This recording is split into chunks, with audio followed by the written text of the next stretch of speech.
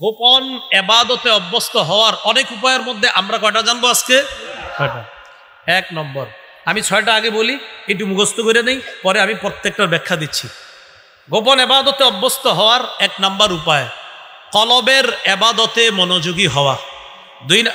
আগে বলি, পরে এরপরে আমরা দুইজন মিলে বলবো, ঠিক আছে? আচ্ছা, আপনারা বললেন। 1 নাম্বার অন্তরের ইবাদতে মনোযোগ দেওয়া, খালি মন দিয়ে শোনেন। 2 নাম্বার দিল থেকে সৎ আমলের নিয়ত করা। 3 নাম্বার গোপনে আল্লাহর কাছে বেশি দোয়া করা। 4 নাম্বার গোপনে আল্লাহর জিকির করা। 5 নাম্বার গোপনে কোরআন তেলাওয়াত করা। 6 নাম্বার গোপনে নফল নামাজ পড়া।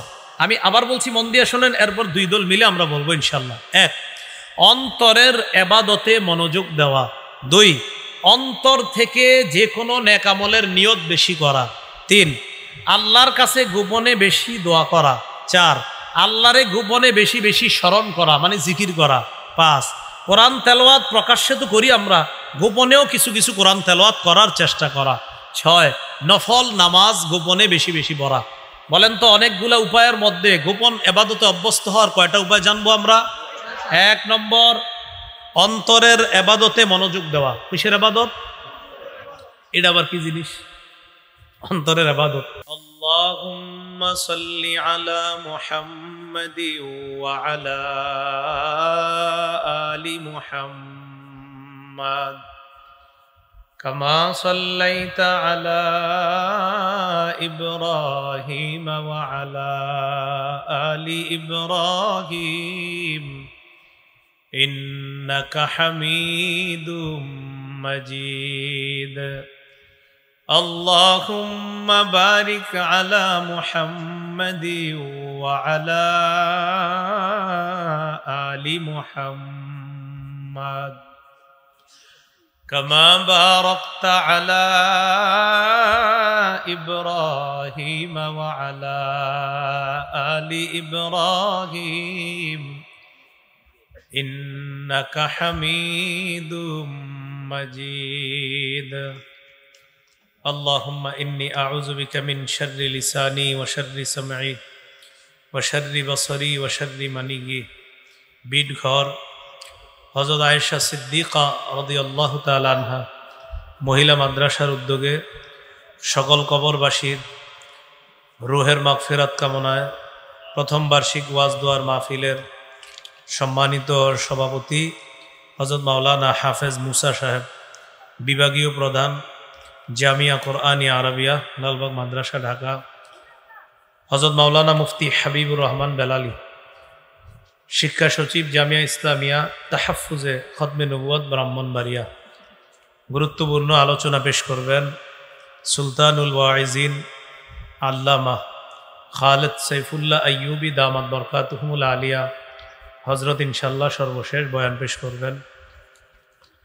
আলোচনা করেছেন প্রখ্যাত আলেম দ্বীন শেখুল হাদিস আল্লামা গাজী সৈয়দ আহমদ মাহবুব আল মাদানী, খলিফা শেখুল ইসলাম আল্লামা শাহ আহমদ শফি রহমতুল্লাহ আলাই, হজরত মাওলানা গাজী জাগ্রত বীর হজরত মাওলানা গাজী ইয়াকুব উসমানী, খতিব গুনাই ঘর 7 গম্বুজ জামে মসজিদ, মুফতি মাহমুদ বিন হাবিব ঢাকা, হাফেজ মাওলানা আবু মুসা বিটগরি, খতিব বিশিক শিল্প নগরী জামে মসজিদ কুমিল্লা।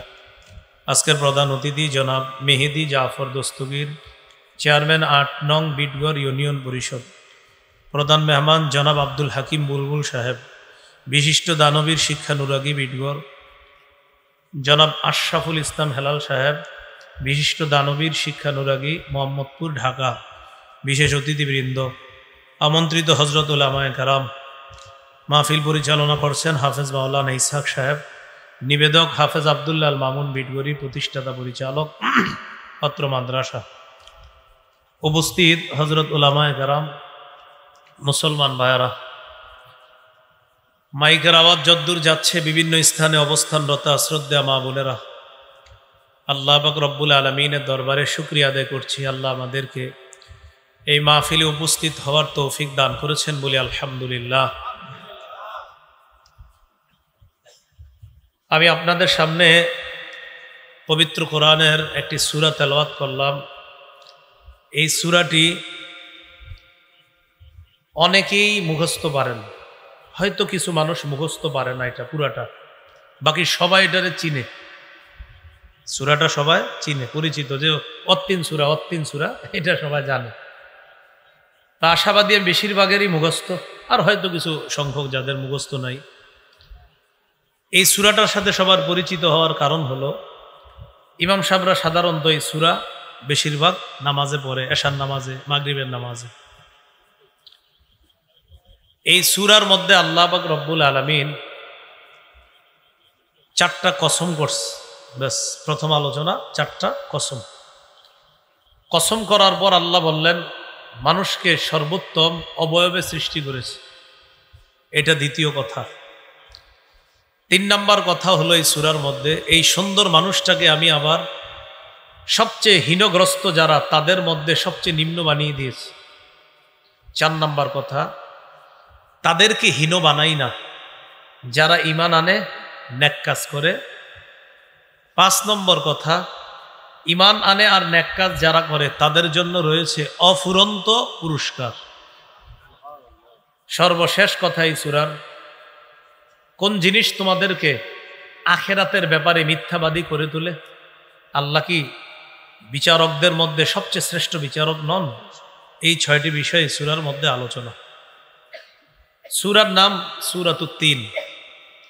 এই সূরায় ওয়াত-তিন শব্দটা আছে, এই দিকে লক্ষ্য করে এই সূরার নাম সূরাতুত তিন। 3 শব্দের অর্থ হলো আঞ্জির, দেখতে কালচে, আমাদের দেশের ডুমুরের মতো। এটাকে 3 ফল বলা হয়। কি ফল বলা হয়? 3 ফল। দেখতে অনেকটা ডুমুরের মতো, কালচে, ছোট্ট ছোট্ট, ভিতরে ওই ডুমুরের যে বিচি ওই জাতীয়, অনেক মিষ্টি। এই হলো 3। দ্বিতীয় শপথটা আল্লাহ করছে এই সূরার মধ্যে জাইতুনের।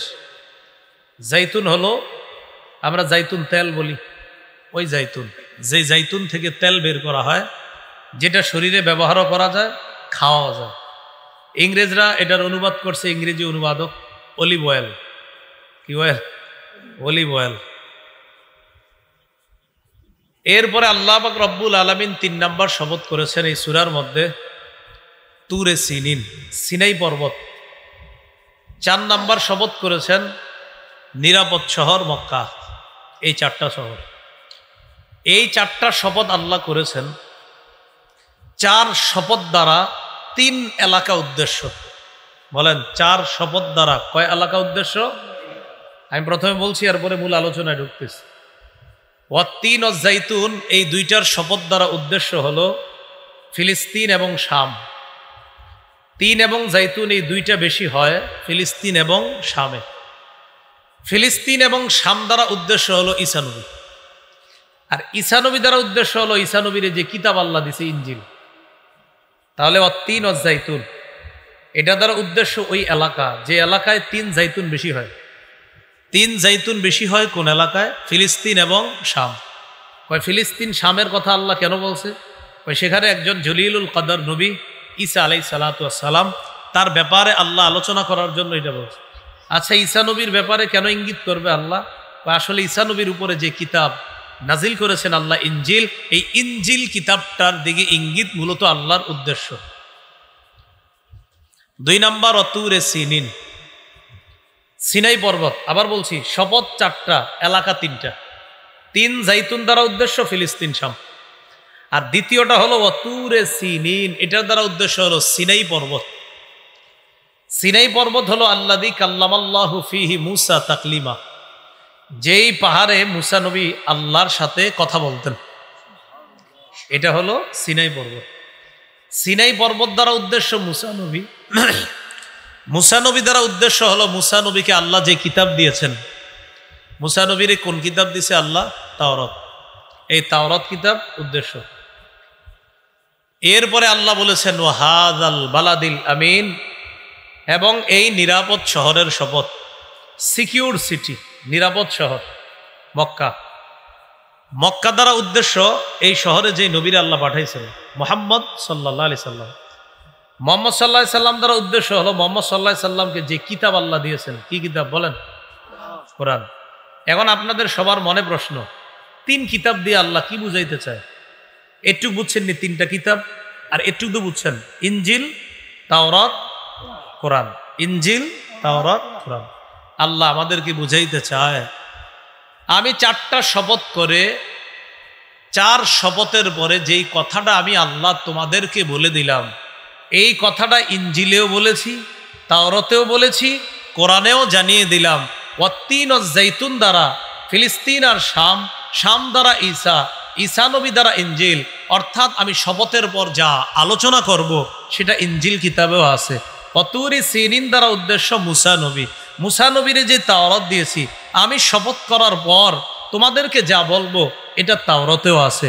ওয়াহাদাল বালাদিল আমিন, নিরাপদ শহর দ্বারা উদ্দেশ্য মুহাম্মদ সাল্লাল্লাহু আলাইহি সাল্লাম, তাকে যে কোরআন দিয়েছি, এই কোরআনের মধ্যেও কথাটা আমি বলেছি। ইনজিলেও যেটা বলেছি, তাওরাতেও সেটা বলেছি, কোরআনেও সেটা তোমাদেরকে জানিয়ে দিচ্ছি। সেটা হলো লাকাদ খালাকনাল ইনসানা ফি আহসানি তাকওয়িম, অবশ্যই আমি আল্লাহ মানুষকে সবচেয়ে সুন্দর আকৃতিতে সৃষ্টি করেছি। তাহলে বলেন তো, মানুষ যে সুন্দর এই কথা কই আছে? প্রথম ইনজিলেও আছে, তাওরাতেও আছে, কোরআনেও আছে। মাশাআল্লাহ। তাহলে ওয়াত্তিন ও জৈতুনের শপথ আল্লাহ কেন করছে? কোন এলাকা উদ্দেশ্য? ফিলিস্তিন, শাম। ফিলিস্তিন, শাম দ্বারা কোন নবী? ঈসা নবী। ঈসা নবী দ্বারা কোন কিতাব? ইনজিল। ইনজিল, তাওরাত না। হ্যাঁ, মানুষ যে সবচেয়ে সুন্দর আকৃতিতে, এই কথা কোন কিতাবে আছে? ইনজিলে। ওয়াতুরি সিনিন দ্বারা কোন নবী উদ্দেশ্য? মুসা। মুসা নবীর কোন কিতাব দিছে? মানুষ যে সবচেয়ে সুন্দর আকৃতিতে, এই কথা কোন কিতাবে আছে? তাওরাত। ওয়াহাজাল বালাদিল আমিন, নিরাপদ শহর দ্বারা কোন শহর? মক্কায় কোন নবী? মুহাম্মদ সাল্লাল্লাহু আলাইহি সাল্লামকে কোন কিতাব দিছে? মানুষ যে সবচেয়ে সুন্দর, এই কথা কোন কিতাবেও আছে? এটা অন্য কাউরে বুঝাই দিতে পারবেন নি এমনি? এই হলো ওয়াত্তিন ওয়াজ্জাইতুন ওয়াতুরি সিনিন ওয়াহাজাল বালাদিল আমিন। আমি 3-এর শপথ করলাম, জাইতুনের শপথ করলাম, তুরে সিনিন, সিনাই পর্বতের শপথ করলাম, ওয়াহাজাল বালাদিল আমিন, এই নিরাপদ শহর মক্কার শপথ করলাম। আল্লাহ, আপনি 3 জাইতুনের শপথ কেন করেছেন? 3 জাইতুন দ্বারা উদ্দেশ্য ফিলিস্তিন, শাম, শাম দ্বারা উদ্দেশ্য ঈসা নবী, তাকে ইনজিল দিয়েছি, ওই ইনজিলেও আমি কথাটা বলেছি। আল্লাহ, আপনি কি বলেছেন? ওয়াতুরে সিনিন, সিনাই পর্বতের শপথ, এটা দ্বারা উদ্দেশ্য মুসা নবী, উদ্দেশ্য তাওরাত কিতাব, সেখানেও আমি কথাটা বলেছি। আল্লাহ, আপনি কি বলেছেন? তো আল্লাহ বলতেছেন ওয়াহাজাল বালাদিল আমিন, নিরাপদ শহর, নিরাপদ শহর দ্বারা উদ্দেশ্য মক্কা, মক্কায় মুহাম্মদ সাল্লাল্লাহু আলাইহি সাল্লামকে পাঠিয়েছি, এখানে নবীর উপর একটা কিতাব দিয়েছি কোরআন, এখানেও আমি আল্লাহ বলেছি। জি আল্লাহ, আপনি কি বলেছেন? আল্লাহ বলে লাকাদ খালাকনাল ইনসান ফি আহসানি তাকওয়িম, আমি মানুষকে সবচেয়ে সুন্দর আকৃতিতে সৃষ্টি করেছি। এই সুন্দর মানুষটারে আল্লাহ কিভাবে বানাইছে দেখেন। প্রথমে আমার সাথে বলেন, আমরা কিছুই ছিলাম না। কিছু ছিলাম আমরা? বলেন, কিছু ছিলাম না থেকে কিছু বানিয়েছে আল্লাহ। আমরা কি ছিলাম? কিছু না। বলেন, আমরা কি ছিলাম? দলিল 29 পারা 21 নম্বর পৃষ্ঠা। 29 পারা পৃষ্ঠা কয়টা? হাফেজ সাহেবরা কই 24টা। 29 পারার 21 নম্বর পৃষ্ঠা, সূরা দাহারের 1 নম্বর আয়াত। আল্লাহ বলেন, হাল আতা আলাল ইনসানি হিনুম মিনাদ্দা লাম ইয়াকুন শাইআম মাযকুরা। অবশ্যই মানুষের উপর এমন একটা সময় অতিবাহিত হয়েছে, যেই সময় মানুষ উল্লেখ করার মতো কিছুই ছিল না।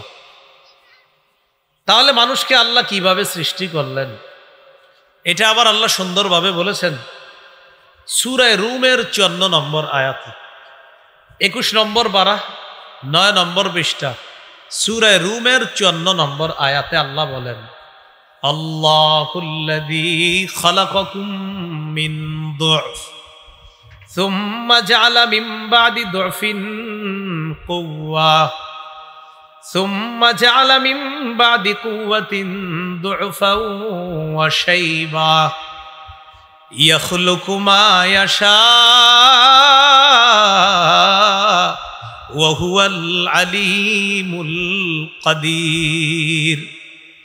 আল্লাহ ওই সত্তা যিনি তোমাদেরকে সৃষ্টি করেছেন মিন দুফিন, দুর্বল অবস্থা থেকে। বলেন আমাদেরকে কি অবস্থা থেকে সৃষ্টি করেছেন? দুর্বল। সবাই বলেন, আবার বলেন। এবার একটা প্রশ্ন করি, দেখি উত্তর দিতে পারেননি। কি অবস্থা থেকে আল্লাহ সৃষ্টি করছে? দুর্বলের আগে কি ছিলাম?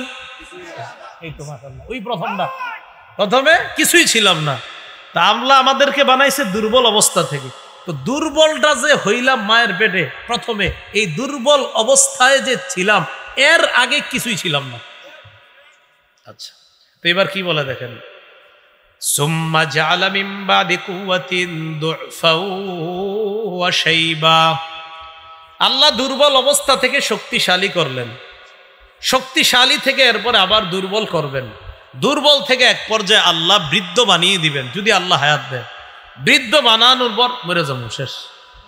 এটা আল্লাহ বলতেছেন, আল্লাহুল্লাযী খালাকাকুম মিন দুফিন সুম্মা জাআলা মিন বাদি দুফিন কুওয়া। আল্লাহ তোমাদেরকে দুর্বল অবস্থা থেকে সৃষ্টি করেছেন, এরপর সেখান থেকে শক্তিশালী বানান, শক্তিশালী থেকে আবার দুর্বল, দুর্বল থেকে আবার ওয়াশাইবা বৃদ্ধ। ইয়াখলুকু মা ইয়াশা, আল্লাহ যা চান তা সৃষ্টি করেন। ওয়া হুয়াল আলিমুল কাদির, আল্লাহ সর্বজ্ঞানী, সব জানেন আল্লাহ। আল কাদির, সর্বময় ক্ষমতার অধিকারী আল্লাহ। এবার একটু চিন্তা করি আমাদেরকে নিয়ে, বলেন এবার একটু কি করব? চিন্তা। সূরা তারিক ৫, ৬, ৭ নম্বর আয়াতে আল্লাহ বলেন, ফালয়ানজুরিল ইনসানু মিম্মা খুলিকা। মানুষ যেন চিন্তা করে মানুষকে কি থেকে সৃষ্টি করা হয়েছে। খুলিকা মিম্মা ইন দাফিক, মানুষকে সৃষ্টি করা হয়েছে সবেগে নির্গত স্খলিত পানি থেকে। ইয়াখরুজু মিন বাইনিস সুলবি ওয়াত তারাইব, যেই পানিটা বের হয় পৃষ্ঠদেশ এবং বক্ষ পাঁজর থেকে, এই পানি থেকে মানুষকে আল্লাহ সৃষ্টি করেছেন।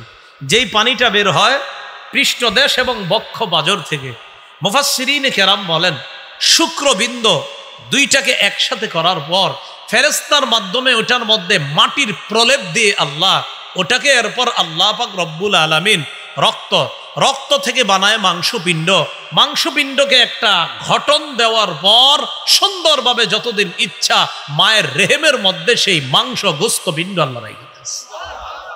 এটা আবার কই আছে? সূরা হজের ৫ নম্বর আয়াত, ১৭ পারা 11 নম্বর পৃষ্ঠা। আল্লাহ বলেন, ইয়া আইয়ুহান নাস ইন কুনতুম ফি রাইবিম মিনাল বা'থ ফাইন্না খালাকনাকুম মিন তুরাব। হে মানুষ, তোমরা যদি পুনরুত্থানের ব্যাপারে সন্দিহান হও, যখন একটু সবাই আমার দিকে তাকান, উনি আমারে বলতেছে কথার কথা, আচ্ছা মাটি হয়ে গেলে আবার পুনরুত্থান হব? আল্লাহ কয় তুমি তো আসোই মাটি। কাফেররা কয় আইযা মিতনা ওয়া কুন্না তুরাবা ওয়া ইযামা, আমরা যদি মাটি হয়ে যাই এরপর হাড্ডি হয়ে যাই, আমরা গলে পচে শেষ হয়ে যাব, মাটি হয়ে যাওয়ার পর ইন্না লামাবউসুন, আবার পুনরুত্থান করা হবে। আল্লাহ কয় আসো কিশোর, আসোই তো মাটি। বলতেছে মাটির সাথে মিশলে আবার মাটি থেকে বানাবে। আল্লাহ কয় তো তুমি যে প্রশ্নটা করতেছো তুমি কিসের? তাহলে বলেন আমরা যাব কিসের নিচে? আসি কিসের? তো আবার প্রশ্ন করি কেন যে আল্লাহ মাটির নিচে যাওয়ার পর আবার পুনরুত্থান করবেন? আল্লাহ কয় তো তুমি আসো কিসের? তোমারে তো বানাইলাম এটা দিয়ে দুনিয়াতে তোমারে ঘুরাইতেছি, উঠাইতেছি, বসাইতেছি, খাওয়াইতেছি, সেই তুমি প্রশ্ন করলা মাটি থেকে আবার কিভাবে বানাবো? তোমার কোনো স্যাম্পল ছিল না, তুমি না ছিলা থেকে আমি আল্লাহ তোমাকে অস্তিত্ব দান করলাম, অনস্তিত্ব থেকে আমি তোমাকে অস্তিত্ব দান করলাম, এখন তোমার একটা স্যাম্পল আছে, তো তোমাকে আবার বানানো তো আমি আল্লাহর কাছে আরো সহজ। আগে ছিলেন বানাইছে, তো এখন তো আছেন, আগে ছিলেন বানাইছে, তো এখন তো আমার আপনার চেহারা আছে। আল্লাহ কয় তো এটা তো আরো সহজ আছে। তো এটা কোরআনে ওয়া হুয়া আহওয়ানু আলাইহি 21 নম্বর পারা আছে, ওয়া হুয়া আহওয়ানু আলাইহি। আল্লাহ বলে এই সৃষ্টি তো আরো সহজ। আল্লাহ আমাদেরকে বুঝার তৌফিক দান করেন।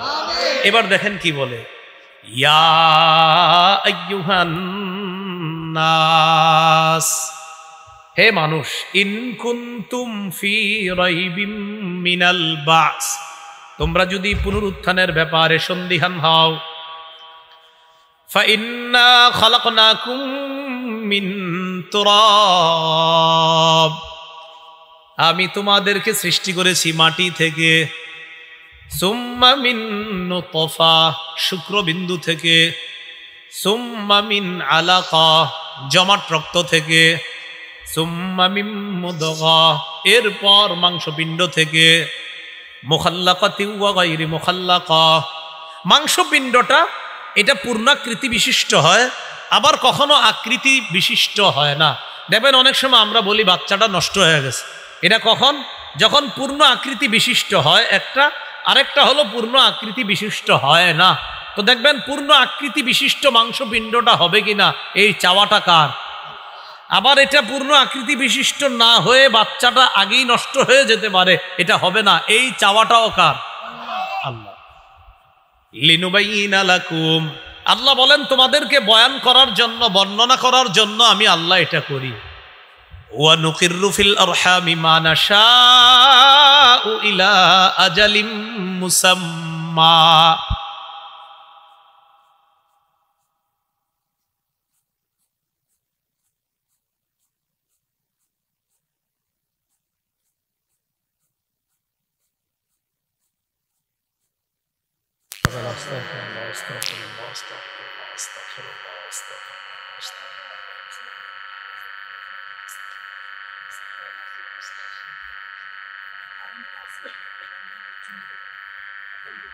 আলহামদুলিল্লাহ। তো আল্লাহ পাক রব্বুল আলামিন বলেন মাংসপিণ্ডটা পূর্ণ আকৃতি বিশিষ্ট করার পর আমি আল্লাহ যতদিন ইচ্ছা সেটাকে মায়ের রেহেমের মধ্যে রেখে দিই। সুম্মা নুখরিজুকুম তিফলা, এরপর তোমাদেরকে শিশু অবস্থায় বের করি। সুম্মা লিতাবলুগু আশুদ্দাকুম, এরপর তোমাদেরকে লালন পালন করি পরিণত বয়সে পৌঁছার আগ পর্যন্ত। এইভাবে আমি আল্লাহ তোমাদেরকে লালন পালন করি। ওয়া মিনকুম মাইয়ুতাওয়াফফা, তোমাদের কেউ কেউ মৃত্যুবরণ করে, অনেক বয়সে পৌঁছার আগেই মৃত্যুবরণ করে। ওয়া মিনকুম মাইয়ুরাদ্দু ইলা আরযালিল উমর, আবার কাউকে কাউকে তার বয়সের বার্ধক্যের চরম পর্যায়ে পৌঁছে দেওয়া হয়, 100, 110, 20 বছর বয়স পর্যন্ত পৌঁছে দেওয়া হয়। তাহলে বলেন এই যে বেঁচে থাকাটা, শিশু অবস্থা থেকে বড় হওয়া, এরপর বৃদ্ধ হওয়া, দুর্বল হওয়া, অথবা শিশু অবস্থায় মারা যাওয়া, 10, 12, 9, 5 বছরে মারা যাওয়া, এই চাওয়া কার? আল্লাহ। এবার বলেন তো দুর্বল অবস্থা থেকে আল্লাহ সৃষ্টি করছেন, তো দুর্বল অবস্থার আগে কি ছিলাম? এইভাবে আল্লাহ আমাদেরকে সৃষ্টি করলেন, শিশু অবস্থায় দুনিয়াতে আসলাম। এটা আবার সূরা নাহলের 78 নম্বর আয়াতে আছে, ওয়াল্লাহু আখরাজাকুম মিন বুতুনি উম্মাহাতিকুম লা তা'লামুনা শাইআ, আল্লাহ তোমাদেরকে তোমাদের মায়ের পেট থেকে বের করেছেন এমন অবস্থায় তোমরা কিছুই জানতে না। ওয়া জাআলা লাকুমুস সামআ ওয়াল আবসারা ওয়াল আফইদা, তিনি তোমাদের শ্রবণ শক্তি দিলেন, দৃষ্টি শক্তি দিলেন, বুঝার জন্য অন্তর দিলেন, হৃদয় দিলেন। বলেন এই যে এখন আমার কথাগুলা শুনতেছেন, শ্রবণ শক্তি কে দিস? আমারে দেখতেছেন, এই দৃষ্টি শক্তি কে দিস? কথাগুলা বুঝতেছেন, অনুধাবন শক্তি কে দিছে? আল্লাহ কয় কেন দিছি জানো?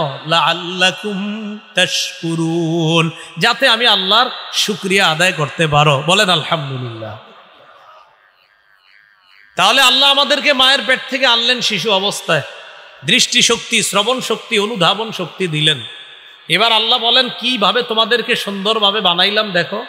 সূরা ইনফিতারের মধ্যে বলেন, ইয়া আইয়ুহাল ইনসান মা গাররাকা বিরাব্বিকাল কারীমিল্লাযী খালাকাকা ফাসাওয়াকা ফাআদালাক ফি আইয়ি সূরাতিম মা শাআ রাক্কাবাক। কি কয় দেখেন, হে মানুষ, সম্মানিত রবের ব্যাপারে কোন জিনিস তোমাদেরকে ধোকায় ফালায়, প্রতারণা করে? কিসে তোমাদেরকে প্রতারণা দেয়? সম্মানিত রবের ব্যাপারে, যিনি তোমাকে সৃষ্টি করলেন, ফাসাওয়াকা সুগঠিত করলেন, ফাআদালাকা সুসম করলেন, ফি আইয়ি সূরাতিম মা শাআ যেভাবে যেই আকৃতিতে ইচ্ছা, রব কাবাকা তোমাকে কত সুন্দরভাবে আল্লাহ গঠন করলেন। তাহলে বলেন তো, এই সুন্দরভাবে আমাদেরকে সৃষ্টি করেছেন কে? লাকাদ খালাকনাল ইনসান ফি আহসানি তাকওয়িম, অবশ্যই আমি মানুষ সৃষ্টি করেছি সবচেয়ে সুন্দর আকৃতিতে, সবচেয়ে সুন্দর অবয়বে। বলেন তো, আমি মানুষ হওয়ার আগে কি ছিলাম? এরপরে এই অবস্থায় সুন্দর একটা আকৃতিতে কে এনেছেন? তো আল্লাহ এই কথা বলার পর বলেন, সুম্মা রাদাদনাহু আসফালা সাফিলিন, এরপর আমি আল্লাহ এই সুন্দর মানুষটাকে হীনতাগ্রস্তদের মধ্যে সবচেয়ে নিম্ন পর্যায়ে পৌঁছে দিই। সুন্দর মানুষ বানাইছে কে? এরে আবার নিম্ন পর্যায়ে পৌঁছায় দেয় কে? এরা হলো তারা। বলেন সবাই, এরা হলো তারা, ইমান হারা যারা। এবার বলেন, হীনতাগ্রস্ত তারা, নিম্ন শ্রেণীর তারা, ইমান হারা যারা। তাহলে সুন্দর মানুষ ইমানদারও, সুন্দর মানুষ বেঈমানও, বেঈমানও সুন্দর, ইমানদার মানুষ হিসাবে বেঈমানও সুন্দর, ইমানদারও সুন্দর। আল্লাহ বলে এই সুন্দর মানুষটাকে আবার সবচেয়ে নিম্ন পর্যায়ে পৌঁছে দেই। এটা আবার কারা? তো এটা হলো ওই সুন্দর মানুষটা যে ইমান হারা। তো ইমান হারা হওয়ার কারণে নিম্ন শ্রেণীর হবে তারা, ইমান হারা যারা, যদিও সে সুন্দর ছিল, ইমান না থাকার কারণে আমি তাকে সবচেয়ে নিম্ন পর্যায়ে পৌঁছে দিই। এবার একটু আমার সাথে বলেন, বলেন নিম্ন শ্রেণীর হবে না তারা, হীনতাগ্রস্তদের অন্তর্ভুক্ত হবে না তারা, ঈমানওয়ালা যারা। তাহলে একটু আমার সাথে জবাব দিয়ে, আমি এক অংশ বাকি অংশ আপনারা। হীন হবে কারা? হীন হবে না কারা? আরেকটা ব্যাখ্যা করছে মুফাসসিরিনে কেরাম হীনতাগ্রস্তদের অন্তর্ভুক্ত কি? ঈমানদার। বন্ধ হয়ে গেছে। আচ্ছা,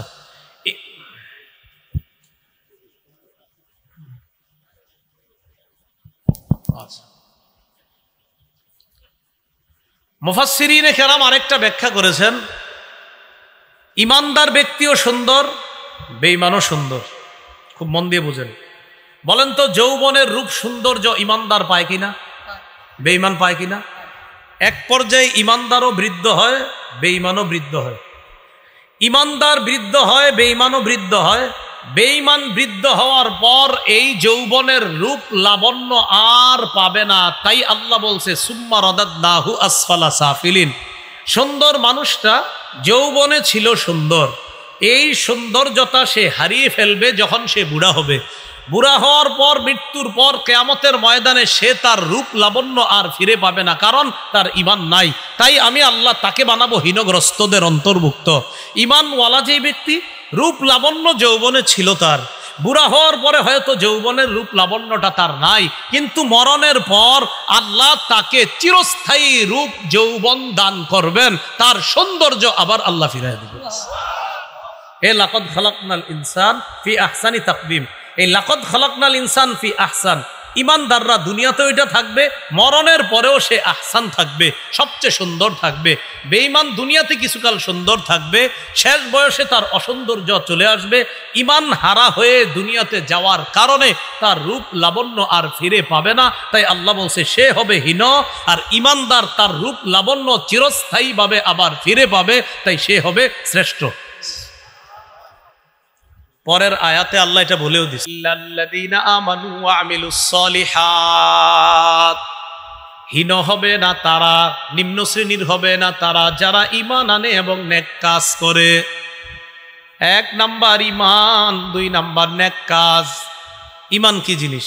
সহিহ মুসলিমের 8 নম্বর হাদিস, জিবরিল আমিন আল্লাহ রাসূলের কাছে আসছে, আসার পর বললেন, আখবিরনি আনিল ঈমান, হুজুর আমার ঈমান সম্পর্কে আপনি বলেন। নবী বললেন, আনতুমিনা বিল্লাহ ওয়া মালাইকাতিহি ওয়া কুতুবিহি ওয়া রুসুলিহি ওয়াল ইয়াউমিল আখিরি ওয়াল বাসি বাদাল মাউত ওয়াল জান্নাতি ওয়ান নারি ওয়াল হিসাবি ওয়াল মিজান ওয়াল কদরি কুল্লিহি খাইরিহি ওয়া শাররিহি মিনাল্লাহি তাআলা।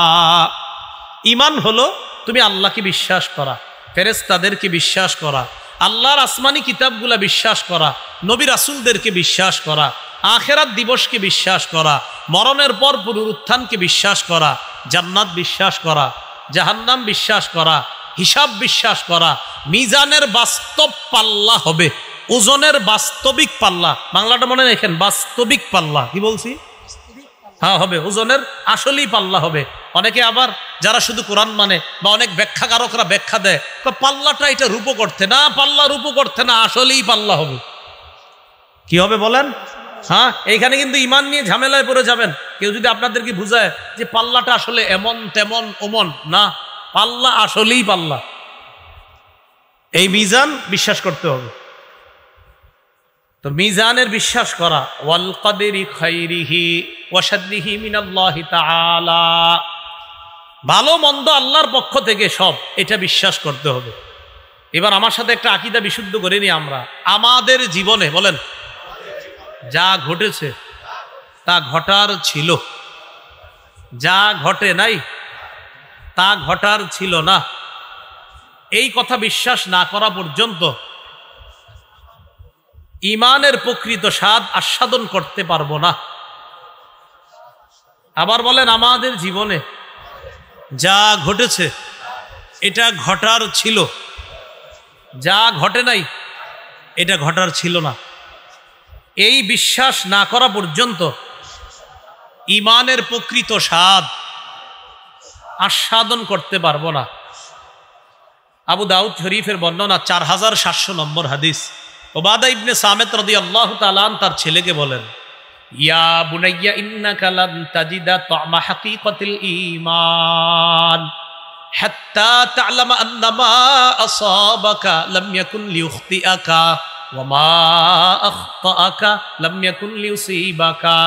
হে প্রিয় সন্তান, তুমি ততক্ষণ পর্যন্ত ঈমানের প্রকৃত স্বাদ আস্বাদন করতে পারবা না যতক্ষণ তোমার এই বিশ্বাস না হবে তোমার জীবনে যা ঘটেছে সেটা ঘটার ছিল, তোমার জীবনে যা ঘটে নাই সেটা ঘটার ছিল না।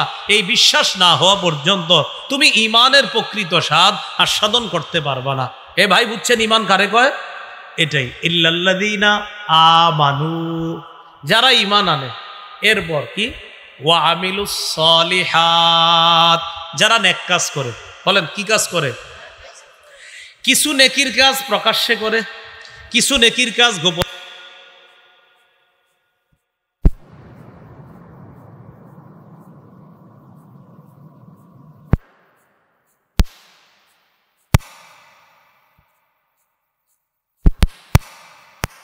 গোপন নেক আমলের অনেক দাম। জুবাইর ইবনুল আওয়াম রাদিয়াল্লাহু তাআলা নবীর সাহাবী, তিনি বলেন, মান ইসতাতাআ মিনকুম আন তাকুনা লাহু খাবিআতুম মিন আমালিন সালিহিন ফালইফআল। তোমাদের মধ্যে কারো যদি গোপন ইবাদতের সুযোগ হয়, সে যেন বেশি বেশি গোপনে নফল ইবাদত করে। তোমাদের কারো যদি গোপনে নফল ইবাদতের সুযোগ হয়ে যায়, সে যেন বেশি বেশি গোপনে নফল ইবাদত করে। আবু হাজেম রহমতুল্লাহি আলাইহি বলেন, গোপনে নফল ইবাদত করে আবার মানুষের কাছে বইলা বেড়ানো যাবে না। তিনি বলেন, উকতুম হাসানাতিকা আশাদ্দা মিম্মা তাকতুমু সাইয়্যাতিকা। তুমি তোমার গুনাহগুলা যত বেশি লুকাও, তার চাইতে বেশি লুকাইবা তোমার গোপন নেক ইবাদতগুলা।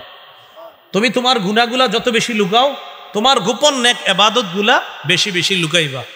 গোপন ইবাদত করার, গোপন ইবাদতে অভ্যস্ত হওয়ার অনেক উপায়।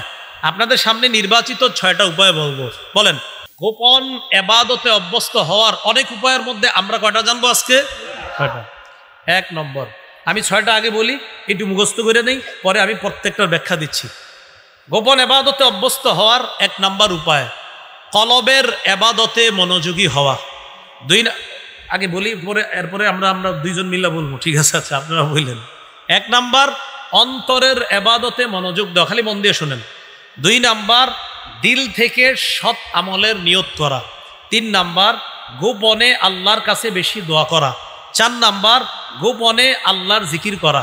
5 নাম্বার গোপনে কোরআন তেলাওয়াত করা। 6 নাম্বার গোপনে নফল নামাজ পড়া। আমি আবার বলছি, মন দিয়ে শোনেন, এরপর 2 দল মিলে আমরা বলবো ইনশাল্লাহ। 1, অন্তরের ইবাদতে মনোযোগ দেওয়া। 2, অন্তর থেকে যে কোনো নেক আমলের নিয়ত বেশি করা। 3, আল্লাহর কাছে গোপনে বেশি দোয়া করা। 4, আল্লাহরে গোপনে বেশি বেশি স্মরণ করা, মানে জিকির করা। 5, কোরআন তেলাওয়াত প্রকাশ্যে তো করি আমরা, গোপনেও কিছু কিছু কোরআন তেলাওয়াত করার চেষ্টা করা। 6, নফল নামাজ গোপনে বেশি বেশি পড়া। বলেন তো, অনেকগুলা উপায়ের মধ্যে গোপন ইবাদতে অভ্যস্ত হওয়ার কয়টা উপায় জানবো আমরা? 1 নম্বর, অন্তরের ইবাদতে মনোযোগ দেওয়া। কিসের ইবাদত? এটা আবার কি জিনিস? অন্তরের ইবাদত। ওমর ইবনে আব্দুল আজিজ রহমতুল্লাহর নাম শুনছেন? কত হিজরিতে শাসক হয়েছে? 99। বলেন কত হিজরিতে?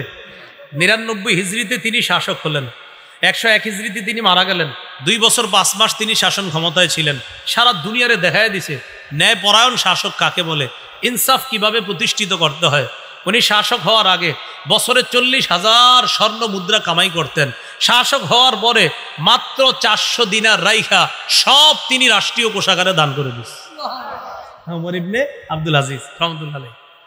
তিনি জুমার নামাজের দিন মিম্বরে দাঁড়ায়া বলতেন, আইয়ুহান নাস আসলিহু আখিরাতাকুম ইউসলিহিল্লাহু লাকুম দুনিয়াকুম ওয়া আসলিহু সারাইরাকুম ইউসলিহিল্লাহু লাকুম আলানিয়াতাকুম।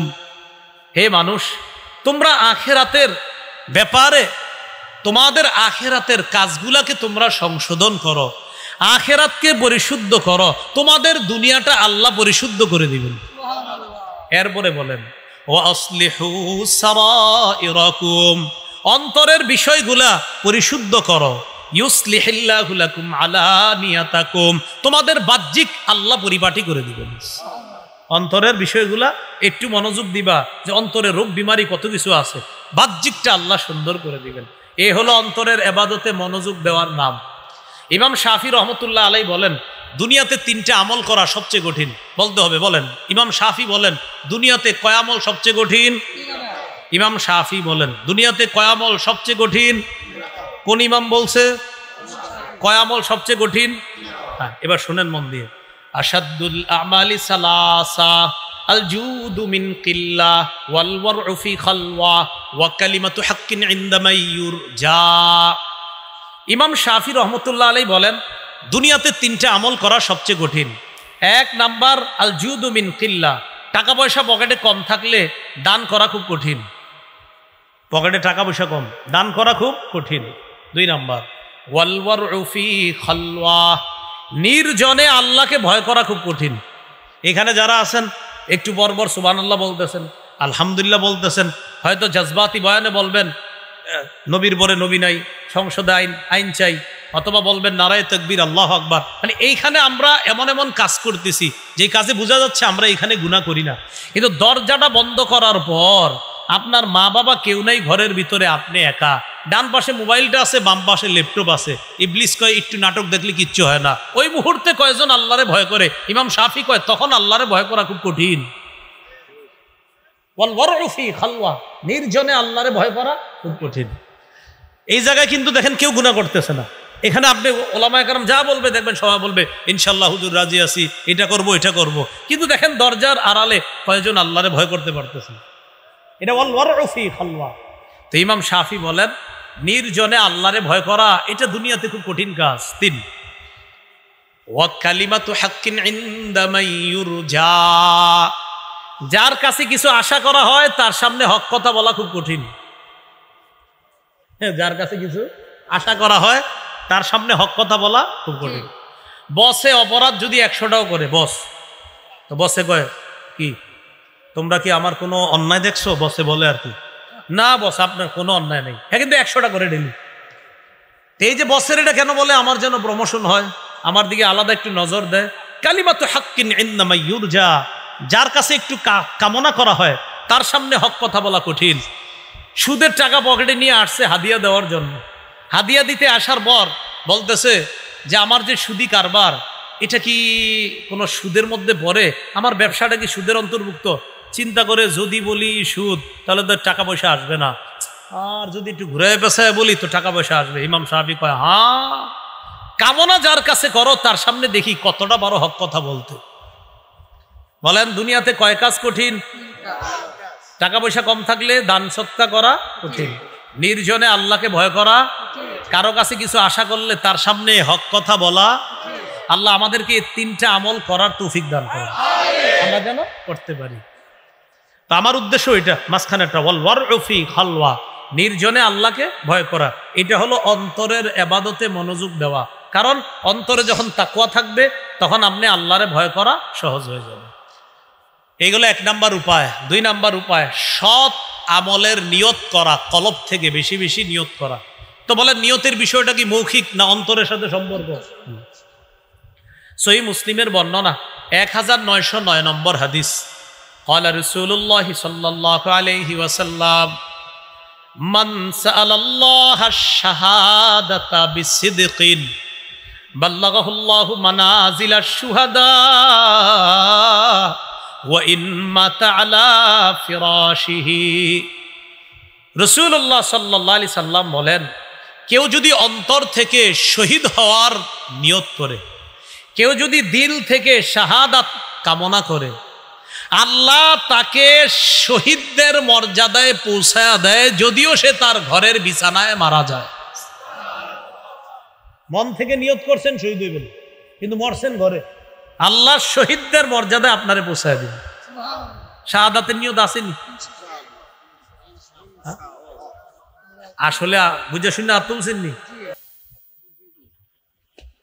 আল্লাহ কবুল করেন।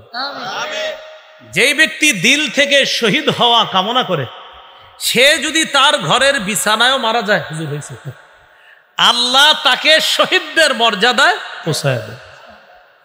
তাহলে এটা হলো 2 নম্বর, নেক আমলের নিয়তটা দিল থেকে করা। তো দেখেন, নেক আমলের নিয়ত করার পরেও বেচারা কিন্তু নেক আমলের নিয়ত করছে, শুধু কাজটা করতে পারে নাই। আল্লাহ তার মনের নিয়তটা দেখছে না, আমার বান্দার নিয়ত ছিল পুরা পিওর, কারণ আল্লাহ তো জানে, আল্লাহ তাকে শহীদদের মর্যাদায় পৌঁছায় দিয়েছে। এই জন্য নবীর সাহাবী আবু মুসা আশআরী রাদিয়াল্লাহু তাআলা আনহু বলেন, নিয়াতুল মুমিনি খায়রুম মিন আমালি, মুমিনের আমলের চাইতে তার নিয়ত আরো বেশি দামি। সুবহানাল্লাহ। মুমিনের আমলের চাইতে বিশুদ্ধ নিয়তের দাম অনেক বেশি। কয় কেন? ইন্নাল্লাহা লা ইউতিল আবদা আলা নিয়াতিহি মা লা ইউতিহি আলা আমালিহি।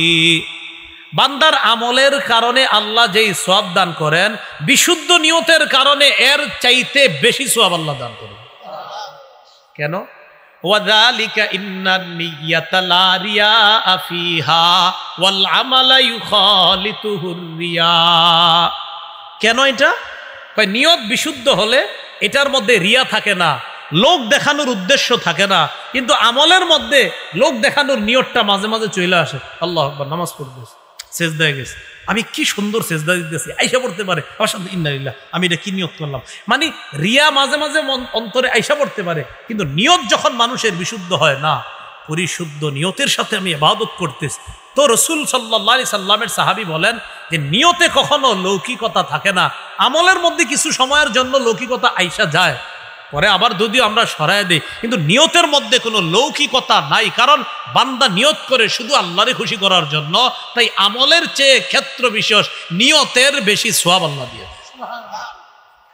আল্লাহ আমাদেরকে বিশুদ্ধ নিয়তের সাথে যে কোনো ইবাদত করার তৌফিক দান করেন। সহিহ বুখারীর বর্ণনা ৭৫০১ নম্বর হাদিস। এই হাদিসটা হাদিসে কুদসি, মানে আল্লাহ বলবে, নবী আল্লাহর কথাটা আমাদেরকে জানায় দিচ্ছেন। قال رسول الله صلى الله عليه وسلم قال الله عز وجل في الحديث القدسي। আল্লাহ পাক রব্বুল আলামিন হাদিসে কুদসির মধ্যে বলেন, ইযা আরাদা আবদি আন ইয়ামালা সাইয়্যা, আমার বান্দা যদি কোনো পাপের নিয়ত করে, ফেরেশতাদেরকে আল্লাহ ডাক দিয়ে বলেন, ফালা তাকতুবুহা আলাইহি হাত্তা ইয়ামালাহা। আমার বান্দা যদি কোনো পাপের নিয়ত করে, আমার বান্দা ওই পাপ না করা পর্যন্ত ও ফেরেশতারা গুনাহ লেখো না। সুবহানাল্লাহ। পাপের নিয়ত করছে, আপনি পাপটা না করা পর্যন্ত গুনাহ লিখবে না। প্রিয় ভাইয়েরা একটু বলেন তো, আমরা যদি কোনো পাপের নিয়ত করি, আল্লাহ ফেরেশতাদের কি বলে যে পাপ না করা পর্যন্ত কি করবা না, গুনাহটা লেখবা না। এরপরে আল্লাহ পাক রব্বুল আলামিন বলেন ফাইন আমিলাহা, আমার বান্দা যদি ওই পাপটা করে ফেলে, ফাকতুবুহা বিমিসলিহা, হ্যাঁ ও আচ্ছা আচ্ছা আচ্ছা হুজুর আইসা পড়েন মঞ্চে। রাসূলুল্লাহ সাল্লাল্লাহু আলাইহি ওয়াসাল্লাম বললেন ফাইন আমিলাহা ফাকতুবুহা বিমিসলিহা, আমার বান্দা যদি গুনাহের নিয়ত করার পর গুনাহটা করে, তাহলে তার গুনাহের নিয়ত করার পর যদি একটা গুনাহ করে, বাস একটা গুনাহ লেখো। আমার বান্দা গুনার নিয়ত করছে, করে নাই, আমার বান্দা গুনার নিয়ত করছে কিন্তু করে নাই, গুনাহ লেখো না। গুনাহটা যদি করে, বাস একটা করলে একটা লেখো। এবার দেখেন আল্লাহ কত মহান। আল্লাহ বলেন ওয়া ইন তারাকাহা মিন আজলি, আমার বান্দা যদি আমাকে খুশি করার জন্য গুনাহটা ছেড়ে দেয়, ফাকতুবুহা লাহু হাসানা, আমার বান্দা গুনাহ ছেড়ে দেওয়ার কারণে তার আমল নামায় একটা নেকি লিপিবদ্ধ করে দাও। তাহলে আমার বান্দা গুনাহের নিয়ত করছে, করে নাই, গুনাহ লেখো না। আমার বান্দা গুনাহটা করছে, একটা গুনাহ লেখো। আমার বান্দা আমারে খুশি করার জন্য গুনাহটা ছেড়েই দিয়েছে, তার আমল নামায় একটা সওয়াব লেখা দাও। এবার কি বলে দেখেন, ওয়াইদা আরাদা আইয়ামালা হাসানাতান, আমার বান্দা যদি কোনো ভালো কাজ করার নিয়ত করে, ফাকতুবুহা লাহু হাসানা, সাথে সাথে তার আমল নামায় একটা নেকি লিপিবদ্ধ করে দাও। শুধু নিয়ত করছে, ভালো আমলের নিয়ত করছে, ফালাম ইয়ামালহা, আমলটা করে নাই, বাস নিয়ত করছে, একটা নেকি লেখা দাও। ফাইন আমিলাহা, বান্দা যদি আমলটা করে, ফাকতুবুহা লাহু বিআশরি আমসালিহা ইলা 700 দিফিন, বান্দার আমল নামায় 10 থেকে 700 গুণ পর্যন্ত সওয়াব লিপিবদ্ধ করে দাও। তাহলে নিয়তের দাম আছে না নাই? গুনাহের নিয়ত করছেন, দেখি সবাই শুনছেন নি হাদিসটা, গুনাহের নিয়ত করছেন, ফেরেশতাদেরকে আল্লাহ বলছে গুনাহ লেখো। কি বলছে? গুনাহ কতক্ষণ? যতক্ষণ না করবে। গুনাহ যদি করে, একটা গুনাহ করলে লেখেও কয়টা? বান্দা যদি আল্লাহরে খুশি করার জন্য গুনাহটা ছাইরা দেয়, তখন আল্লাহ খুশি হয়ে কি দিয়ে দেয়? সওয়াব। বান্দা যদি নেক আমলের নিয়ত করার পর আমলটা না করে, কয় সওয়াব? যদি আমলটা করে ফেলে 10 থেকে কত? 700। আল্লাহ আমাদের সকলকে পরিশুদ্ধ নিয়ত করে আমরা যেন সৎ আমল বেশি বেশি করতে পারি, আল্লাহ তৌফিক দান করেন। এই গেল গোপন ইবাদত বাড়ানোর 2 নম্বর উপায়, নিয়ত করা, দিল থেকে বেশি বেশি নিয়ত করা। নিয়ত এটা একটা গোপন ইবাদত। 3 নম্বর, গোপনে বেশি বেশি দোয়া করা। বলেন, গোপনে বেশি বেশি দোয়া করা। গোপনে দোয়া করার ব্যাপারে সূরা আরাফের 55 নম্বর আয়াতটা শুনেন, বিসমিল্লাহ। আল্লাহ পাক রব্বুল আলামিন বলেন, আউযু বিল্লাহি মিনাশ শাইতানির রাজীম, উদউ রাব্বাকুম তাদাররুআন ওয়া খুফিয়া, তোমরা তোমাদের রবকে ডাকো, তাদাররুআ বিনীতভাবে, ওয়া খুফিয়া চুপি সারে। তোমরা তোমাদের রবকে ডাকো, তাদাররুআ বিনীতভাবে, ওয়া খুফিয়া চুপি সারে। সূরা মারিয়ামের 3 নম্বর আয়াতে জাকারিয়া নবীর গোপন দোয়ার প্রশংসা করে কোরআনে আল্লাহ আয়াত নাজিল করে আমাদেরকে জাকারিয়া নবীর ওই গোপন দোয়ার ব্যাপারে আমাদেরকে জানায় দিস। আল্লাহ বলেন, ইদ নাদা রাব্বাহু নিদাআন খাফিয়া, জাকারিয়া নবী যখন তার রবকে ডাকলেন, নিদাআন খাফিয়া, জাকারিয়া নবী যখন তার রবকে ডাকলেন, নিদাআ খাফিয়া চুপি সারে যখন আল্লাহকে ডাকলেন। মুফাসসিরিনে কেরাম আয়াতের ব্যাখ্যায় বলেন, আখফাহু লিআন্নাহু আহাব্বু ইলাল্লাহ, জাকারিয়া নবী আল্লাহর কাছে চুপি সারে দোয়া করার কারণ হলো, চুপে চুপে আল্লাহর কাছে দোয়া করা আল্লাহর কাছে অধিক পছন্দের ইবাদত। কেউ যদি আল্লাহর কাছে চুপে চুপে দোয়া করে, মুফাসসিরিনে কেরাম বলেন, লিআন্নাহু আহাব্বু ইলাল্লাহ, আল্লাহর কাছে চুপে চুপে দোয়া করাটা এটা আল্লাহর কাছে অধিক পছন্দনীয় একটা ইবাদত, অধিক পছন্দনীয় একটা কাজ। এই জন্য জাকারিয়া নবী আল্লাহর কাছে চুপে চুপে দোয়া করেছেন। সাহাবায়ে কেরাম নবীরে প্রশ্ন করলেন, লাম্মা সাআলু রাসূলুল্লাহ সাল্লাল্লাহু আলাইহি ওয়াসাল্লাম আকারিবুন রাব্বুনা ফানুনাজিহি আম বাঈদুন ফানুনাদি, ইয়া রাসূলুল্লাহ, আমাদের রব কি কাছে যে রবকে আস্তে আস্তে ডাকবো, নাকি রব দূরে রবকে আওয়াজ করে ডাকবো? সাহাবীরা নবীরে প্রশ্ন করলেন, হুজুর আল্লাহ কি কাছে যে আল্লাহরে চুপে ডাকবো, নাকি আল্লাহ দূরে যে জোরে জোরে ডাকবো? আল্লাহর কাছে সাহাবায়ে কেরাম নবীর কাছে জানতে চাইলেন, ও নবী, আমাদের রব কি কাছে যে আল্লাহকে আস্তে ডাকবো, আমাদের রব কি দূরে নাকি আল্লাহকে জোরে জোরে ডাকবো? এই কথার জবাব দিয়ে সূরা বাকারার 186 নম্বর আয়াত আল্লাহ নাজিল করে দিলেন।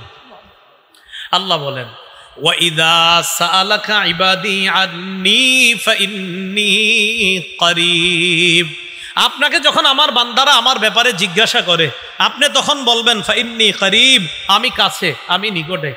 আপনাকে যখন আমার বান্দারা আমার সম্পর্কে জিজ্ঞাসা করে আপনি বলবেন ফাইন্নী করিব, আমি কাছে, আমি নিকটে। তাহলে সাহাবায়ে কেরাম জিজ্ঞাসা করলেন, আল্লাহ কি আমাদের কাছে যে আল্লাহকে আস্তে ডাকবো, নাকি আল্লাহ আমাদের থেকে দূরে যে তাকে জোরে ডাকবো? তখন আল্লাহ আয়াত নাজিল করে বললেন, আমার বান্দারা আপনাকে আমার ব্যাপারে জিজ্ঞাসা করে আপনি বলে দেন ফাইন্নী করিব, আমি আল্লাহ কাছে। উজিবু দাওয়াতাদ দাঈ ইযা দাআন, আহ্বানকারী যখন আমার কাছে আহ্বান করে, দোয়া করে, দোয়াকারী আমরা যখন আল্লাহর কাছে দোয়া করি, আল্লাহ বলেন উজিবু, আমি তার দোয়া কবুল করি, তার দোয়ায় সাড়া দেই, আমি তার আহ্বানে সাড়া দিই। তো আল্লাহ আমাদের আহ্বানে কি করে বলেন, কি করে? কারণ আমগো কি করা দরকার? আল্লাহ বলেন ফালইস্তাজিবু লি, আমি যেহেতু বান্দার ডাকে সাড়া দেই, বান্দারাও যেন আমার ডাকে সাড়া দেয়। উজিবু দাওয়াতাদ দাঈ ইযা দাআন, বান্দা যখন আমাকে ডাকে আমি তার ডাকে সাড়া দেই। ফালইস্তাজিবু লি, অতএব তারাও যেন আমার ডাকে সাড়া দেয়। ওয়ালিউমিনু বি, তারা যেন আমার প্রতি বিশ্বাস স্থাপন করে। লাআল্লাহুম ইয়ারশুদুন, যাতে তারা সঠিক রাস্তায় চলতে পারে। সহিহ মুসলিমের বর্ণনা, ক্বালা রাসূলুল্লাহ সাল্লাল্লাহু আলাইহি ওয়াসাল্লাম ইরবাউ আলা আনফুসিকুম, রাসূলুল্লাহ সাল্লাল্লাহু আলাইহি সাল্লাম বলেন, হে মানুষ, নিজেদের প্রতি তোমরা সদয় হও। ফাইন্নাকুম লাইসা তাদউনা আসাম্মা ওয়ালা গায়বা, তোমরা এমন রবকে ডাকো না যেই রব বধির, যেই রব অনুপস্থিত, এমন রবকে তোমরা ডাকো না। তাহলে কেমন রবকে তোমরা ডাকো? ইন্নাকুম তাদউনা সামিআন করিবা, এমন রবকে ডাকো যেই রব তোমাদের কথা শোনেন, করিবা, অতি নিকটে থেকে তোমাদের কথা শোনেন। ওয়া হুয়া মাআকুম, নবী বলেন তিনি তোমাদের সাথে আছে। তাহলে গোপন ইবাদত বাড়ার 3 নাম্বার উপায়, গোপনে আল্লাহর কাছে দোয়া করা। মুসলিম ইবনে দিনার রহমতুল্লাহি আলাইহি অনেক বড় একজন বুজুর্গ, তার ব্যাপারে ইবনে রজব হাম্বলি তার কিতাব জামিউল উলুম আল হিকামের মধ্যে আনছেন। মুসলিম ইবনে দিনার বলেন, মা তালাজ্জাজাল মুতালাজ্জিজুনা বিমিসলিল খালওয়াতি বিমুনাজাতিল্লাহ। একটু আমার সাথে বলেন, বলেন ঈমানের স্বাদ গ্রহণকারীরা নির্জনে আল্লাহকে ডেকে চুপি সারে আল্লাহর কাছে মুনাজাত করে যেই পরিমাণ স্বাদ পায়, এত স্বাদ অন্য কিছুতে পায় না। তাহলে ঈমানের স্বাদ গ্রহণকারীরা আল্লাহকে চুপি চুপে ডাকলে এত বেশি স্বাদ পায় যেই স্বাদ অন্য কিছুতে পায় না। মুসলিম ইবনে দিনার বলেন, মা তালাজ্জাজাল মুতালাজ্জিজুনা বিমিসলিল খালওয়া বিমুনাজাতিল্লাহি আযজা ওয়া জাল। মুসলিম ইবনে দিনার বলেন, ঈমানের স্বাদ গ্রহণকারীরা চুপে সারে আল্লাহকে ডাইকা যেই পরিমাণ মজা পায়, এই পরিমাণ মজা অন্য কিছুতে পায় না। আমরা চুপে চুপে আল্লাহর কাছে মুনাজাত করব, দোয়া করে এইভাবে গোপন ইবাদত আমরা বাড়াবো। আল্লাহ তৌফিক দান করেন। 6 নাম্বার বলেন, 4 নাম্বার গোপনে জিকির করা। বলেন কি করা? সূরা আরাফের 205 নম্বর আয়াতে আল্লাহ বলেন, ওয়াযকুর রাব্বাকা ফি নাফসিকা, তুমি তোমার রবকে ডাকো মনে মনে, তুমি তোমার রবকে স্মরণ করো মনে মনে। তাদাররুআ, বিনীতভাবে। ওয়া খীফা, ভীতি ভয় নিয়ে রবকে ডাকো। দুনাল জাহরি মিনাল কওল, অনুচ্চ সুরে ডাকো। দেখেন আবার বলছি আমি, ওয়াযকুর রাব্বাকা, তুমি তোমার রবকে স্মরণ করো, ফি নাফসিকা মনে মনে, তাদাররুআ বিনীতভাবে, ওয়া খীফা এবং চুপিসারে, দুনাল জাহরি মিনাল কওল অনুচ্চ সুরে তুমি তোমার রবের জিকির করো। রাত 3টা বাজে উঠছেন ঘুম থেকে, কেউ দেখে না, সারা দুনিয়া ঘুমাইতেছে, স্ত্রী ঘুমায়, সন্তান আদি ঘুমায়, ওই মুহূর্তে আল্লাহরে বললেন আল্লাহ মাফ করে দেন। কি বলছেন বলেন, কি বলছেন? কথার কথা এই যে বললেন আল্লাহ, এই যে আল্লাহ বললেন, এটা আস্তে আস্তে যদি আপনি বলেন আল্লাহ খুশি হয়। আপনি যদি মনে মনে ওই মুহূর্তে উঠলেন 3টা বাজে উঠা চিন্তা করলেন যে আল্লাহর কত দয়া আমার প্রতি, আমার এখনো আল্লাহ বাঁচায় রাখছে, খালি মনে মনে স্মরণ করছেন আল্লাহরে। হাদিসে কুদসির মধ্যে আল্লাহ বলছেন, ইজা যাকারানি ফি নাফসি, বান্দা যখন আমাকে তার মনে মনে স্মরণ করে, যাকারতুহু ফি নাফসি, আমিও তাকে মনে মনে স্মরণ করি। ইজা যাকারানি ফি নাফসিহি যাকারতুহু ফি নাফসি, সে আমারে মনে মনে স্মরণ করলে আমিও তাকে মনে মনে স্মরণ করি। ওয়া ইজা যাকারানি ফি মালাইন যাকারতুহু ফি মালাইন খায়রিম মিন, আমি আমার বান্দারা যখন আমাকে কোনো মজলিসে স্মরণ করে, এই মজলিসে আমরা সুবহানাল্লাহ অনেকবার বলছি, আল্লাহ বলেন যাকারতুহু ফি মালাইন খায়রিম মিনহুম, আমি তাদের চেয়ে উত্তম মজলিস, ফেরেশতাদের মজলিসে আমার বান্দাদেরকে আমি স্মরণ করি।